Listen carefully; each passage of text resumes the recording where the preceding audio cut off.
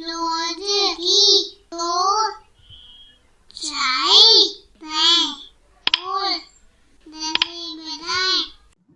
Hello दोस्तों, तो कैसे हैं आप सब। तो आज हम करने वाले हैं क्रियाकलाप जो कि लिया गया है आपकी पुस्तक रिमझिम कक्षा 4 एनसीईआरटी के पाठ जैसा सवाल वैसा जवाब से।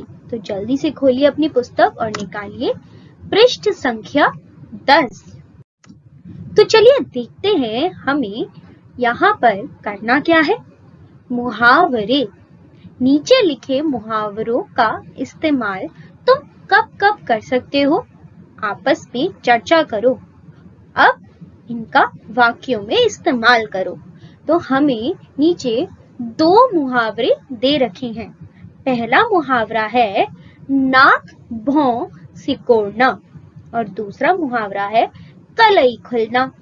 इन दोनों मुहावरों का हमें बताना है कि हम कब कब इस्तेमाल कर सकते हैं और उसके बाद पता है हमें क्या करना है। उसके बाद हमें इन पर वाक्य बनाने हैं। तो चलिए करते हैं इस बारे में बात। तो पहला मुहावरा क्या था? पहला मुहावरा था नाक भौं सिकोड़ना। जी हाँ, नाक भौं सिकोड़ना। तो क्या हो सकता है नाक भौं सिकोड़ने का मतलब? बताइए बताइए। कब सिकोड़ते हैं हम नाक भौं?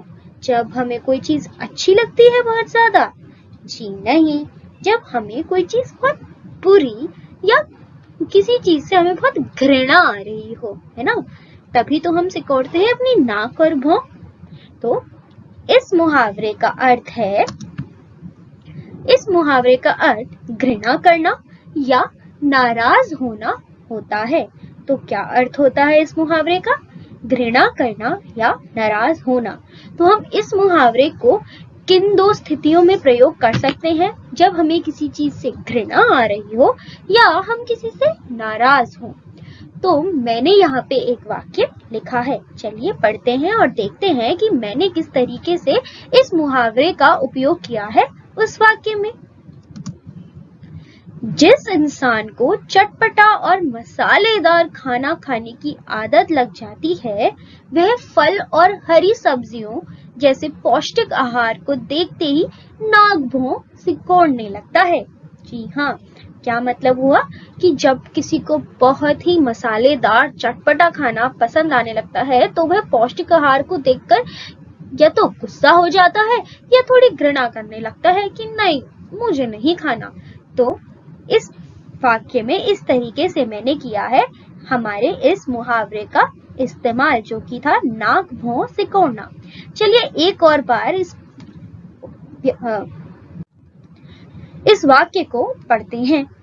जिस इंसान को चटपटा और मसालेदार खाना खाने की आदत लग जाती है, वह फल और हरी सब्जियों जैसे पौष्टिक आहार को देखते ही नाक भौं सिकोड़ने लगता है।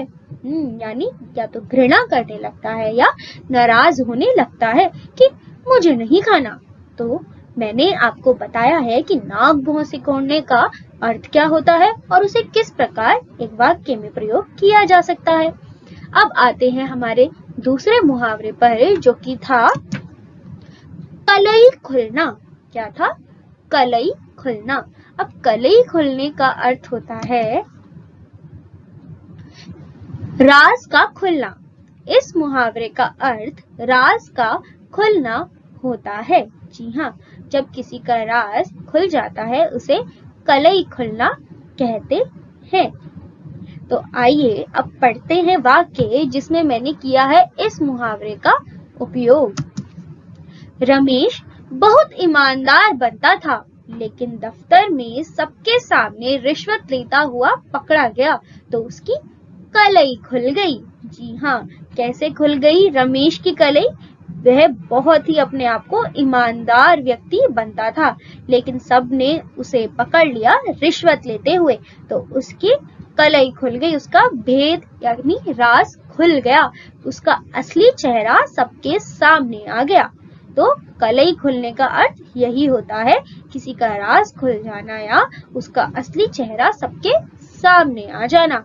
तो यह थे हमारे दो मुहावरे नाक भौं सिकोड़ना और कलई खुलना, जिसके हमने पता किए अर्थ और यह भी पता किया कि किस प्रकार हम उन्हें प्रयोग कर सकते हैं अपने वाक्यों में। अब आपको क्या करना है, आपको भी इन दोनों मुहावरों पर अपने अपने वाक्य बनाने हैं और ध्यान दीजिएगा कि वाक्य इस तरीके से बनाइए कि इन दोनों का अर्थ अच्छे से सामने आ जाए।